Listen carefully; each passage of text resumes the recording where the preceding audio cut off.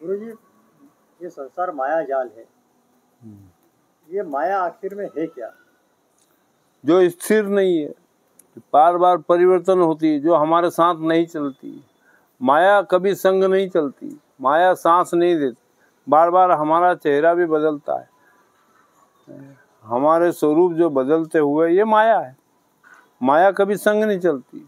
माया से बचने के लिए प्राण पुरुष जो स्वर है श्वास का, उसके साथ हो जाओ आप, तो वो उससे ज़्यादा परिवर्तनशील है और वो उसको बांध के रखेगी।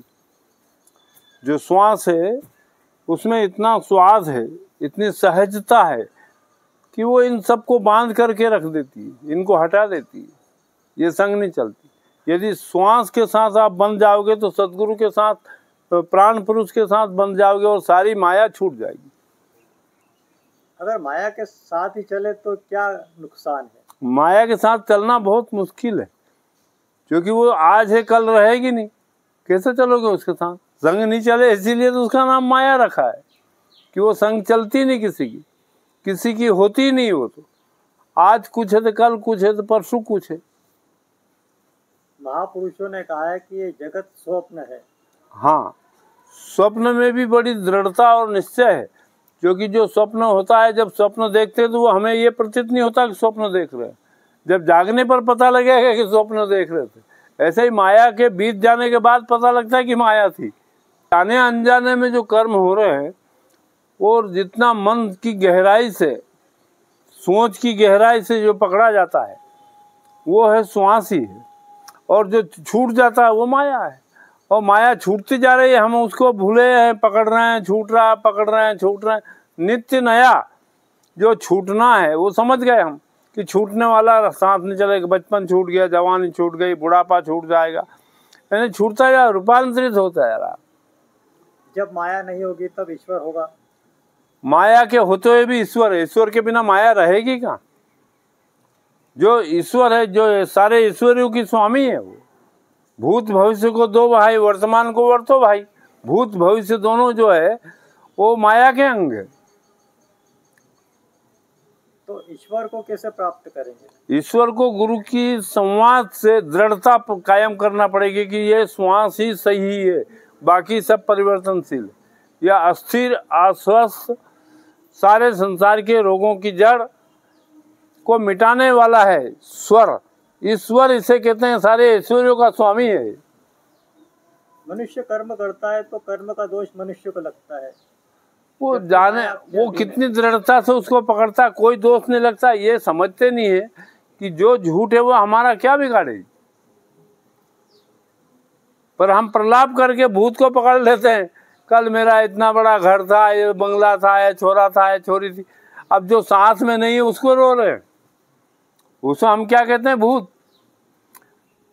और भविष्य आपकी कल्पना में, ये बन जाऊंगा, ये हो जाऊंगा, ये कर लूंगा, वो कर लूंगा, ये कल्पना के घोड़े पे बैठे हो।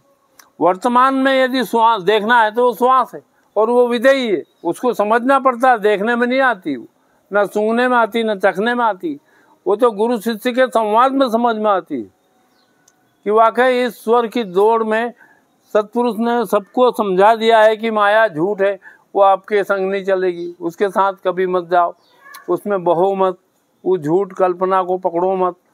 जो वर्तमान है वो उसको पकड़ना है। वर्तमान को वर्तो भाई, भूत भविष्य को दो भाई। जब माया का जाल कट जाएगा तब क्या होगा? जाल है ही नहीं माया का, माया की जड़ नहीं है, माया का जाल नहीं है। माया की क्या है? प्रतिभूत स्तंभ। जैसे आपने रुपया चला लिया, 5-4 आदमियों ने मीटिंग करके रुपये को प्रतिभूत बना लिया, वो उसका नाम है हिस्सा। आपका हिस्सा है वो, क्या काम में कितना हिस्सा तुम्हारा, उसकी अपन क्या 400 रुपये रोज, 500 रुपये, तो वो हिस्सा है आपका। तो हिस्सा, आपका हिस्सा भी आपके साथ उतना ही चलेगा जितना आप खा पी लो। ज़्यादा संग्रह करोगे, जैसे तालाब में पानी भरा है, जैसे बैटरी में करंट भरा है, तो आपके समृद्धि को उसको खाली करना पड़ेगा वर्तमान में। गुरु जी, एक साधक कैसे समझेगा कि ये सब कुछ माया है?